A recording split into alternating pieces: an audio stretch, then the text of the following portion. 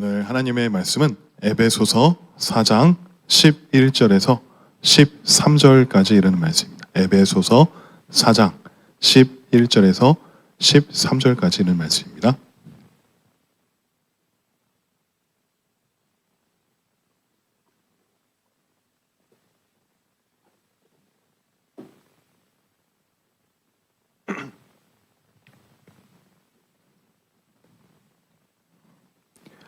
자, 우리 함께 한 목소리로 다 같이 합독하도록 하겠습니다. 그가 어떤 사람은 사도로, 어떤 사람은 선지자로, 어떤 사람은 복음 전하는 자로, 어떤 사람은 목사와 교사로 삼으셨으니 이는 성도를 온전하게 하여 봉사의 일을 하게 하며 그리스도의 몸을 세우려 하심이라. 우리가 다 하나님의 아들을 믿는 것과 아는 일에 하나가 되어 온전한 사람을 이루어 그리스도의 장성한 분량이 충만한 데까지 이르리니. 아멘. 오늘 이 말씀을 주제로 사랑과 순종이라는 주제로 여러분들과 은혜를 나누기 원합니다. 우리 사랑하는 성도 여러분, 여러분들은 하나님을 사랑하고 계십니까? 하나님을 찾는 삶을 살아가고 계십니까? 잘 되는 분들도 계시지만 잘 안 되는 분들도 계실 것입니다. 저도 하나님을 사랑해야 하는 것도 잘 알고 하나님을 전심으로 사랑하고 싶지만 그게 마음대로 잘 되지 않고 쉽지 않음을 저도 알고 있습니다. 사실 지금도 하나님을 사랑하는 마음이 부족한 것 같아서 매일매일 말씀과 기도로 나아가고 있는 제 현실입니다. 내 자신은 하나님을 사랑한다고 말을 하고 있어도 하나님을 사랑하는 것이 그저 자기가 원하는 만큼만 사랑을 하고 하나님의 통치권에 순종한다고는 하지만 내가 생각하기에 좋게 보이는 부분만 순종하고 하나님을 의지한다고는 하지만 전적으로 하나님만을 의지하는 것이 아니라 다른 것과 겸하여서 의지하려는 그런 삶을 살고 있음을 우리는 보게 됩니다. 그래서 헨리 블랙가비 목사님이 말하는 하나님과의 친밀한 사귐의 본질 그 네 가지가 있습니다. 첫째는 우리는 우리의 존재를 다 걸고 하나님을 사랑해야만 한다.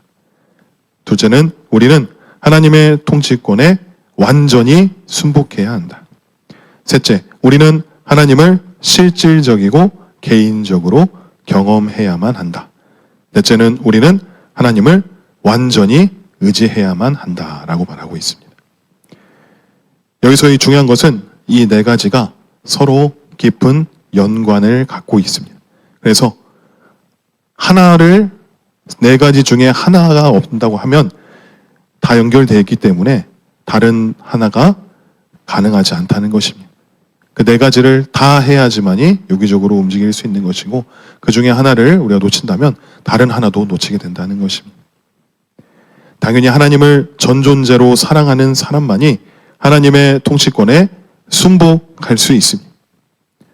반대로 하나님을 사랑한다고 하면서도 하나님의 통치권에 온전히 순복하지 않는다면 그 사람은 하나님을 사랑하는 사람이 아닙니다. 그리고 하나님을 신뢰하는 사람이 아닙니다. 저 역시도 살아가면서 사랑과 순복, 즉 순종에 대해 많이 깨닫고 느끼고 있습니다. 특히 결혼 생활을 하면서 그 사랑과 순종에 대해서 많이 느끼는 것 같습니다. 분명 아내를 사랑하기 때문에 결혼은 했습니다. 그리고 또 사랑하기 때문에 살아가면서 부딪히는 부분이나 고쳐야 할 부분이 발견되면 서로를 위해서 바꿔야 하고 변화돼야 하고 결단하고 명심하여서 결혼을 하게 된 것이죠. 하지만 어떻습니까? 결혼 생활을 하신 분들 중에 평생 한 번도 다툼이 없이 부딪히는 것 없이 살아가는 부부가 몇이나 있겠습니까? 그냥 혼자 살 때는 아무 생각 없이 그냥 편하게 살아갔던 나의 모습이 부부로서의 삶을 살아가면서 그런 나의 모습이 내 아내에게는 피해가 갈 수가 있고 불편을 줄 수도 있고 스트레스를 줄 수 있음을 깨닫게 되면서 이러면 안 되겠다 내 방식이 잘못되었던 거였구나. 다음부터는 이 습관을 버려야겠다. 내 아내가 바라는 모습으로 내가 살아야겠다. 이런 행동을 할 수 있는 전제가 무엇이겠습니까? 그것은 바로 사랑입니다. 사랑하지 않으면 절대로 바뀌지 않습니다. 그냥 좋아하는 그냥 그 감정으로는 이 살면서 살아가는 그 습관을 고치기란 절대 할 수 없습니다. 온전히 사랑하는 마음이 없으면 내 아내가, 내 남편이 바라는 대로 절대로 고쳐질 수가 없습니다. 그래서 그 사랑의 마음이 없이 그런 갈등으로 지속되고 변화하지 않고 말을 들으려 하지 않고 노력하는 모습이 없으면 어떻게 되겠습니까? 결국 부부가 하나가 되지 못하고 갈라서게 되는 그런 안타까운 현상이 벌어지는 것이 되지 않겠습니까? 제가 아직 이제 막 40이 되어서 많은 삶을 살진 않았습니다. 그래서 하나님을 사랑하는 것, 또한 하나님의 말씀에 순종하는 것이 나의 삶 가운데 중에서도 부부 생활 가운데 깨달음을 경험하는 그런 시간이었습니다. 하나님을 전적으로 알아야지만이 사랑할 수 있는 것이고, 사랑하는 마음이 있어야지만이 하나님을 신뢰할 수 있는 것이고 의지할 수 있는 것이고, 하나님 뜻에 기꺼이 순복할 수 있는, 순종할 수 있는 것임을 깨닫게 되었습니다. 그래서 우리는 하나님을 사랑하는 일이 우선되어져야 하는 것입니다. 요한복음 14장 21절 말씀에도 나의 계명을 지키는 자라야 나를 사랑하는 자니 나를 사랑하는 자는 내 아버지께 사랑을 받을 것이요 나도 그를 사랑하여 그에게 나를 나타내리라. 저는 사실 전도사 생활하기 시절까지 하나님을 사랑하는 일보다 사역을 열심히 하는 일에 우선시했던 사람입니다. 그 사역을 헌신하고 충성하여서 하나님께 기쁨이 되어야겠다는 그런 마음으로 사역만 열심히 했습니다. 그래서 늘 기도 제목이 뭐였냐면 하나님께 쓰임받는 자가 되게 해주세요. 하나님 주님의 쓰임받는 종이 되게 해주심에 감사를 드립니다. 라는 그런 기도를 첫 번째로 했었습니다. 하지만 어떻습니까?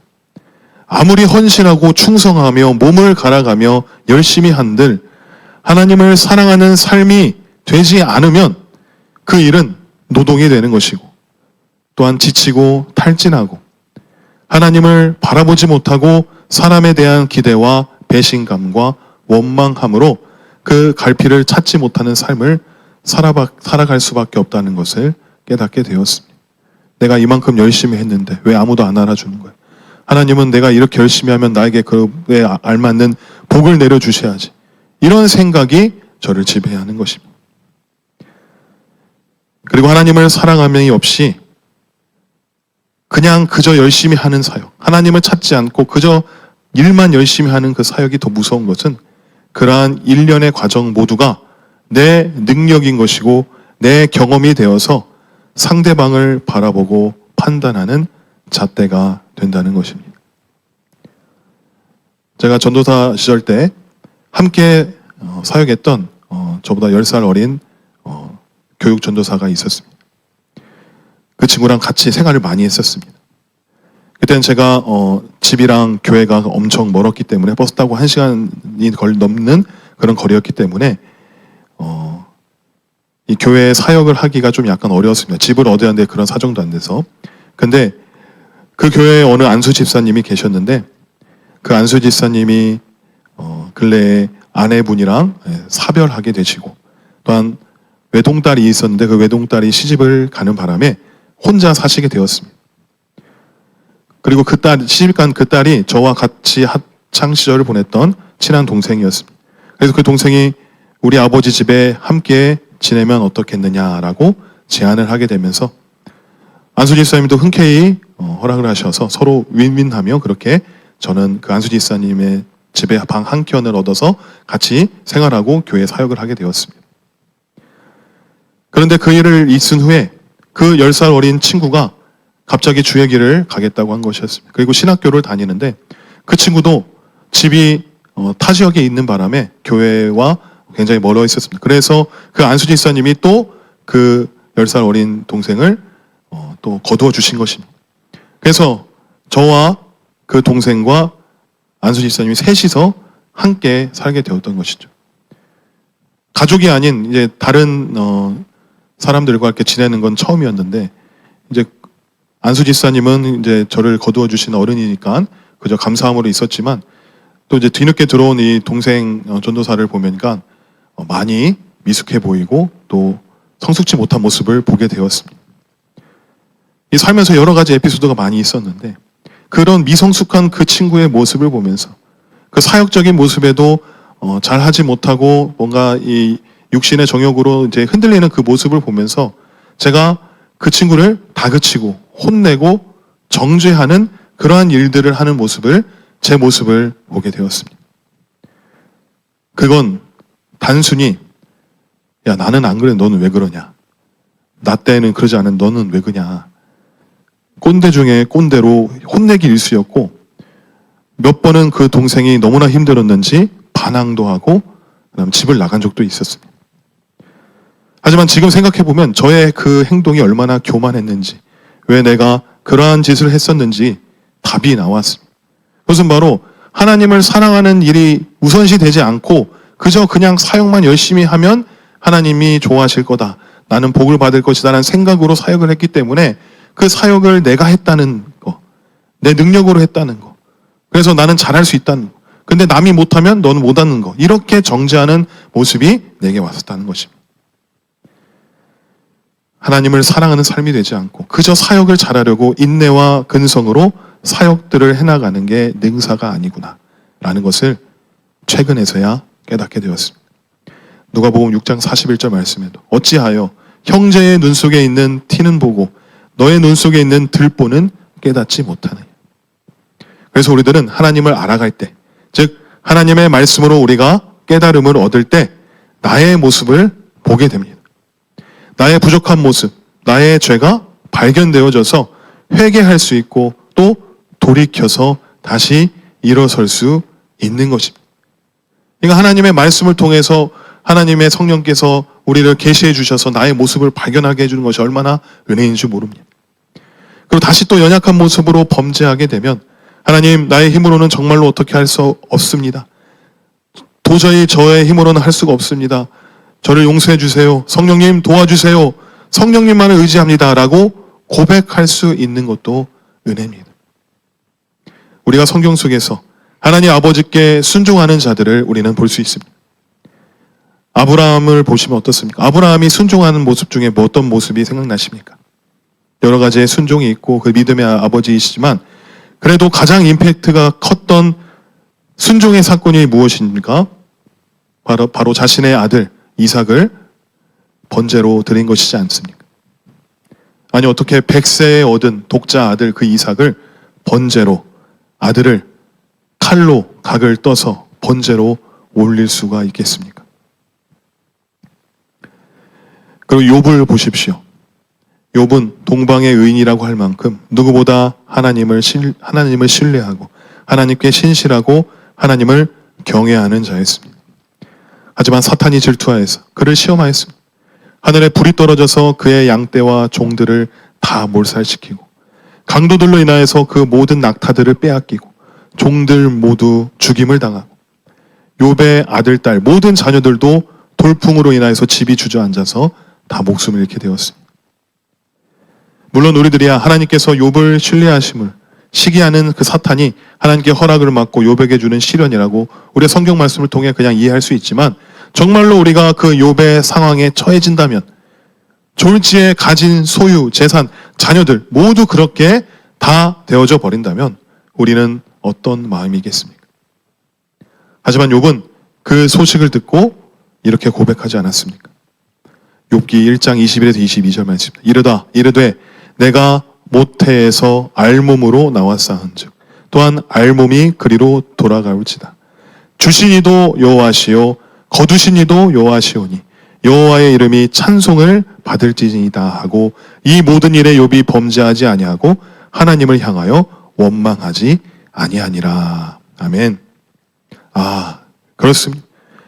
아브라함이 100세에 얻은 독자 이삭을 기꺼이 내어드릴 수 있는 것도, 욥이 졸지에 모든 소유와 자녀들을 잃었음에도 하나님을 원망하지 않을 수 있었던 그 비결은 욥의 고백처럼 주신 이도 하나님이시고 거두신 이도 하나님이시다라는 그 믿음의 고백이 있었기 때문에 하나님의 은혜를 잊지 않았다는 것입니다. 내가 얻은 것이 아니라 주님이 주신 것이다. 그렇기 때문에 만약 주님이 어느 때에 거두어 가신다면 기꺼이 내어드리겠습니다. 여러분, 이 고백은 하나님을 사랑하는 마음이 없으면 절대로 나올 수 없는 것입니다. 하나님을 알지 못한다면 절대 할 수 없는 고백입니다. 이들은 하나님을 믿는 그 믿음이 있었기 때문에 이 믿음도 어디에서 나왔겠습니까? 그 믿음이 어떻게 생겨났겠습니까? 그 믿음은 바로 하나님을 아는 지식, 바로 하나님의 말씀에서 나오는 것이 않겠습니까? 믿음은 들음에서 나며 그 들음은 그리스도의 말씀에서 나오는 것이니라. 사람이 떡으로만 사는 것이 아니요 하나님의 입으로부터 나오는 모든 말씀으로 살 것이라 하였느니라. 예수님이 말씀하셨습니다. 그래서 우리는 하나님을 사랑하는 것과 하나님을 아는 일은 동전의 양면처럼 늘 함께 가는 것임을 깨달아야 될 줄로 믿습니다. 그리고 하나님을 사랑하는 삶을 살아갈 때 그 삶의 가장 큰 열매가 바로 순종인 것입니다.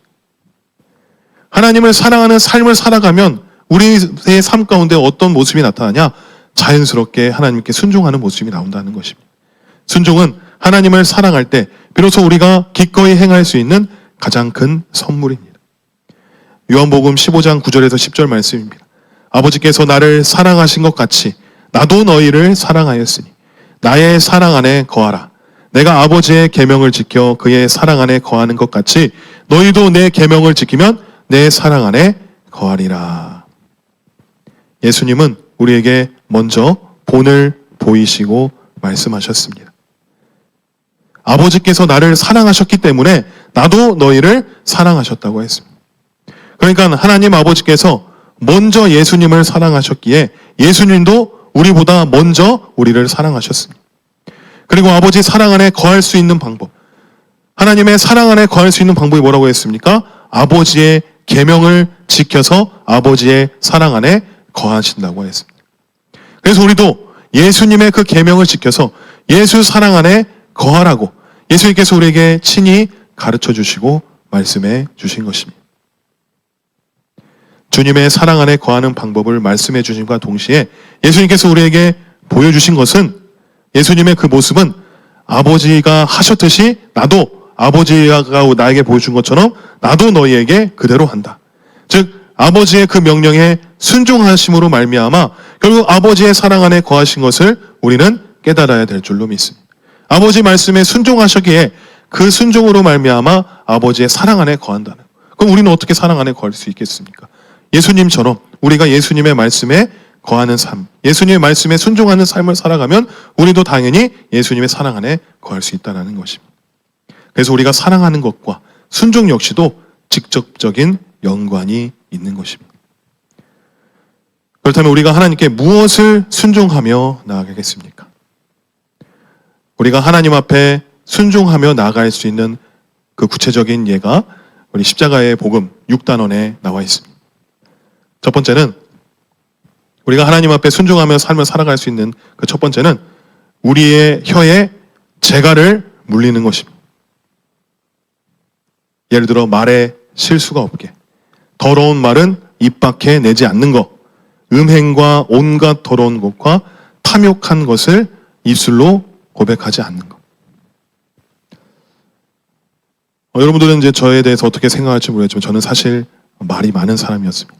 학생 때부터 굉장히 말하는 걸 좋아했고 대화하는 거, 또 앞에 나와서 발표하는 거, 주목받는 거, 사람들 웃기는 거 이런 것들을 너무나도 좋아한 나머지 연구도 하고 또한 외워온 것을 애들한테 실천하기도 실행하기도 했는 그런 삶을 살았었습니다. 근데 장점도 있었지만 단점도 많았습니다. 말이 많을수록 실수가 많아졌고 상대방에게 하는 말인데 오해가 생겨서 상처를 입히게도 되었고 또 말이 많은 것이 상대방에게 자칫 가볍게 보여짐으로써 공격도 많이 받아서 저 역시도 상처받은 적이 많이 있었습니다. 하지만 예수님을 인격적으로 만나고 세상의 언어가 아닌 그리스도인의 언어로 점차 변화가 되면서 욕설은 물론 더러운 말, 음란한 말이 점차 사라지게 되고 결국 지금의 제가 되어졌습니다. 너무 말이 없는 것도 탈이긴 하지만 그래도 이것이 성령께서 저의 입술에 재갈을 물려주셨기 때문에 감사함으로 살아가고 있습니다. 그리고 두 번째 우리가 할 수 있는 순종은 사람들과의 관계에서 화목을 이루는 것입니다. 왜 우리가 화목을 이루어야겠습니까?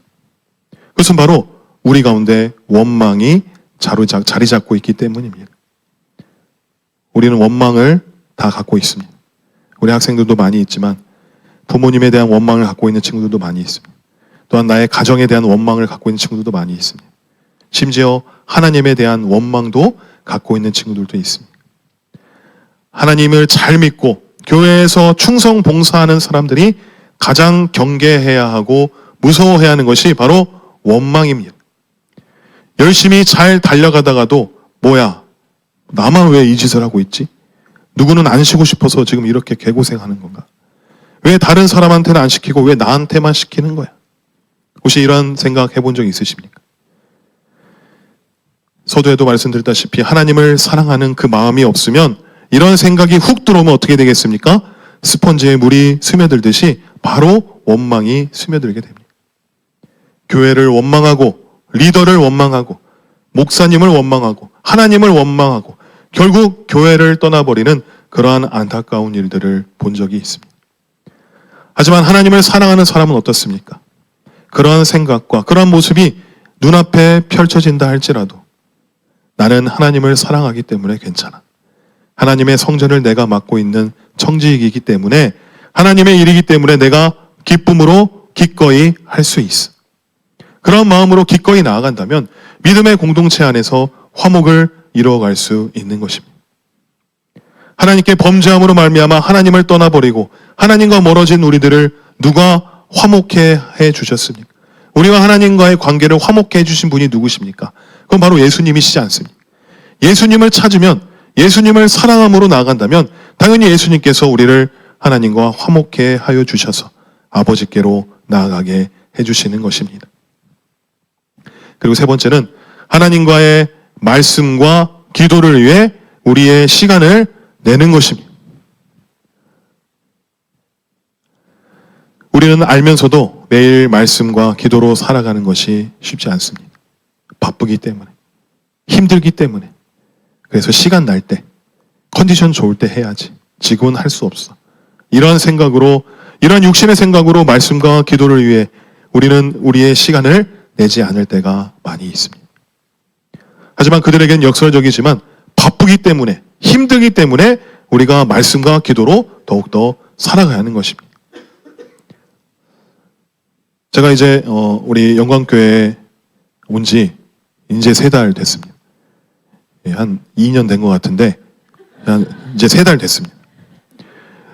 그래서 이제 부목사로 이제 부임하게 되면서 중고등부를 담당하게 되었습니다. 그래서 어떻게 하면 우리 학생들과 친밀한 관계 가운데 나아갈 수 있을까 고민하고 하나님께 뜻을 구하였는데, 함께 시간을 보내고 친해지는 것도 하나의 방법이겠지만 함께 말씀을 읽는 일을 하라는 성령님의 감동이 있었습니다. 그래서 우리 학생들과 밤 9시 30분에 줌을 켜서 말씀 읽기를 시작하였습니다. 지금도 계속 하고 있습니다.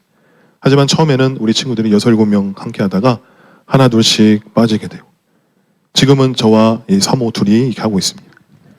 그래서 이거 어떻게 할까? 이놈들 한 놈씩 붙잡고 잡돌이를 해야 하나 하기도 하였지만 그것은 잘못된 방법이고 궁휼한 마음으로 우리가 더 기도하자. 하나님께 맡겨드리자. 우리가 하면 안 된다. 우리 아이들 얼마나 학업으로 인해 얼마나 바쁘고 피곤합니까? 하지만 그렇기 때문에 더욱 말씀을 묵상하고 가까이 하는 일에 힘써야 함을 성령께서 이들에게 비춰주시도록 하나님이 하시도록 저희 부부가 더욱더 기도하게 되었습니다. 하나님의 말씀과 기도를 위해 시간을 내어드리는 것도 역시 우리의 순종이 필요한 것입니다. 그리고 네 번째는 하나님의 나라와 이웃을 위해 우리의 물질과 시간을 드리는 것입니다. 우리에게 있어서 물질은 너무나도 필요한 것이고 풍족하다고 느끼는 사람은 많지 않습니다. 하지만 그럼에도 불구하고 하나님께 나의 재물을 기쁨으로 드리는 일이란 결코 쉬운 일이 아닙니다. 하나님을 믿지 않는 세상의 사람들이 우리 그리스도인들과 교회를 향하여 비판하는 것 중에 하나가 헌금에 관한 것입니다. 특히 11조. 저 역시도 교회를 학생 때부터 다녔지만 11조를 내기 시작한 때는 군대에 입대했을 때였습니다. 그 전까지는 헌금에 대한 개념도 없었고 11조를 내는 것은 말도 안 되는 거였습니다. 그래서 그냥 사람들 내길래 주정헌금 1,000원 내고 아니면 없으면 안 내고 이런 헌금에 대한 물질관이 전혀 없었기 때문에 경계할 수밖에 없었던 것입니다. 하지만 내가 주님을 인격적으로 만나고 하나님을 사랑하는 마음이 생겨남으로 욥의 고백처럼 주신 이도 하나님이요 거두실 이도 하나님이시다라는 고백이 조금이나마 이해가 될 때 아무것도 없는 나에게 전적인 하나님의 은혜로 말미암아 나에게 이런 양식을 이런 물질을 부어주시는구나.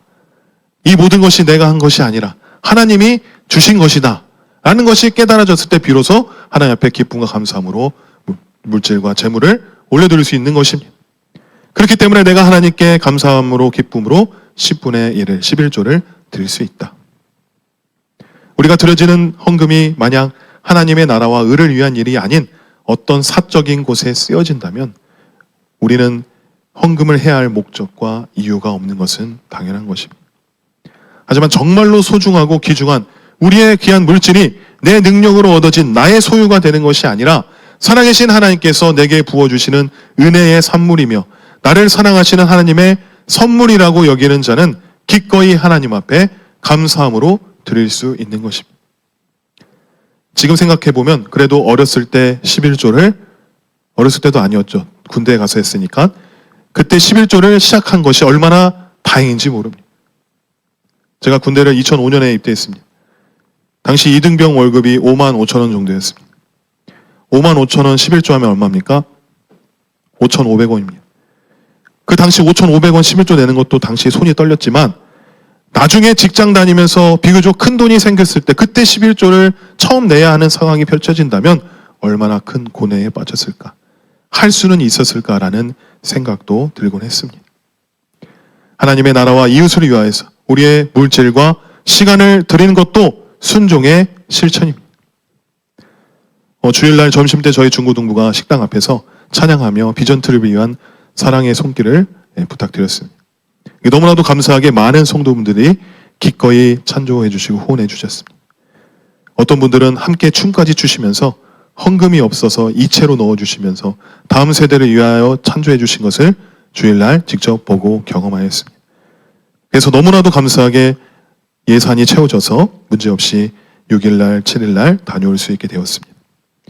근데 만약 그럴 일은 절대 없겠지만 우리 아이들이 그 시간에 그렇게 찬양하고 이렇게 후원을 바라는 그 모습이 점심 메뉴가 마음에 들지 않아서 서해 그랑불 가서 마라탕 사 먹게 점심밥을 달라고 그렇게 후원을 한다면 그걸 주는 사람이 어디 있겠습니까?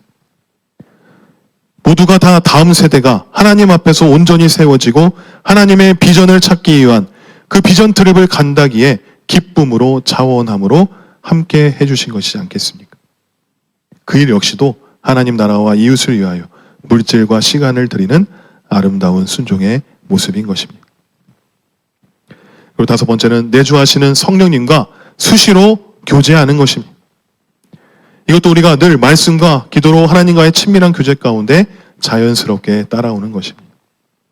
우리는 우리의 몸이 하나님의 성전인 것과 우리 안에 성령님이 계신다는 것을 우리가 믿는 자들입니다.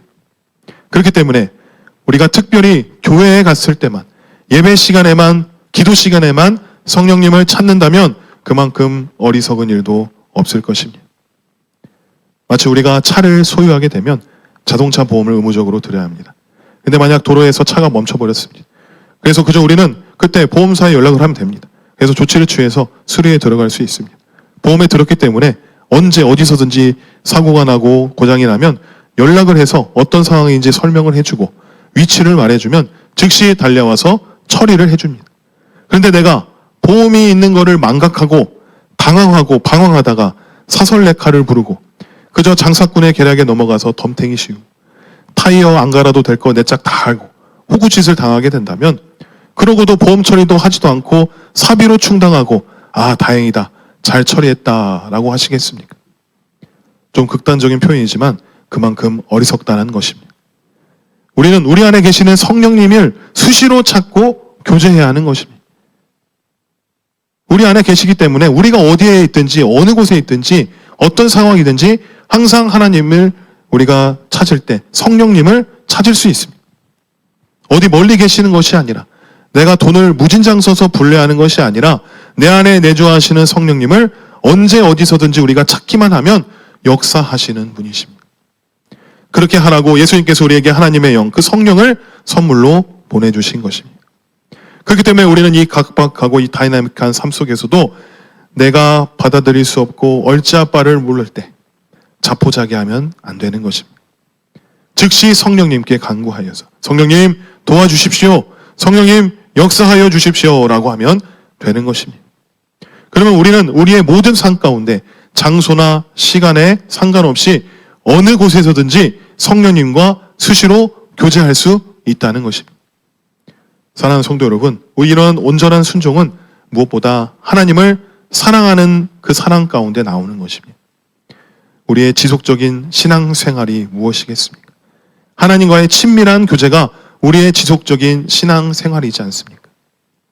우리가 하나님의 마음을 그 깊이를 알 때, 하나님이 우리를 얼마나 사랑하시는지를 우리가 알 때, 우리는 우리의 온 삶으로 하나님께서 원하시는 그러한 일에 우리는 말하지 않아도 자발적으로 우리의 시간과 물질을 드릴 수 있는 것입니다. 그 일을 행할 수 있도록 우리는 성령님을 간절히 구해야 하는 것입니다. 성령님을 통한 그 주님과의 만남은 하나님께 대한 우리의 순종을 위해 강력한 마음과 능력을 불어넣어 주는 것입니다.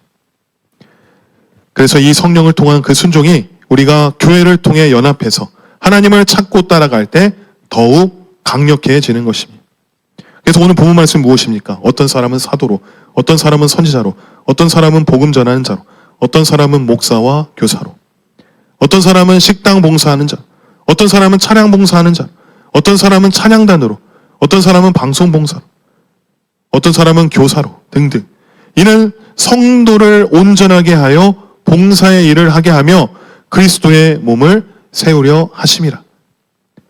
우리가 다 하나님의 아들을 믿는 것과 아는 일에 하나가 되어 온전한 삶을 이루어 그리스도의 장성한 분량이 충만한 데까지 이르리니. 아멘.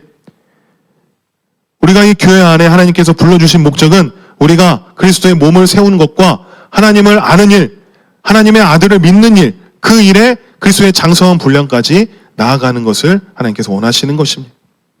교회의 각 직체로 모인 우리 사랑하는 성도 여러분, 하나님께서는 우리에게 말씀하십니다. 우리가 다 하나님의 아들을 믿는 것과 아는 일에 하나가 되어야 함을. 이는 즉 하나님을 사랑하는 일입니다. 하나님을 사랑하는 마음이 있어야 하나님께 순종함으로 나아갈 수 있음을 우리는 깨달았습니다. 그 일은 우리가 하는 것이 아니요 성령께서 도와주시는 것입니다. 우리 모두가 하나님의 아들을 믿는 것과 그 아는 일에 하나가 될 수 있도록 성령님 역사하여 주시옵소서. 하나님을 사랑하는 일과 순종하는 일에 우리의 물질과 시간을 드리는 자들이 되게 하여 주시옵소서. 이렇게 날마다 성령님을 간절히 찾고 간구하여서 날마다 교제할 수 있는 하나님과의 친밀한 교제 가운데로 살아갈 수 있는 저와 여러분들이 되기를 주님의 이름으로 간절히 축원합니다. 아멘. 우리 시간 함께 찬양하시며 우리 기도하는 시간 갖도록 하겠습니다.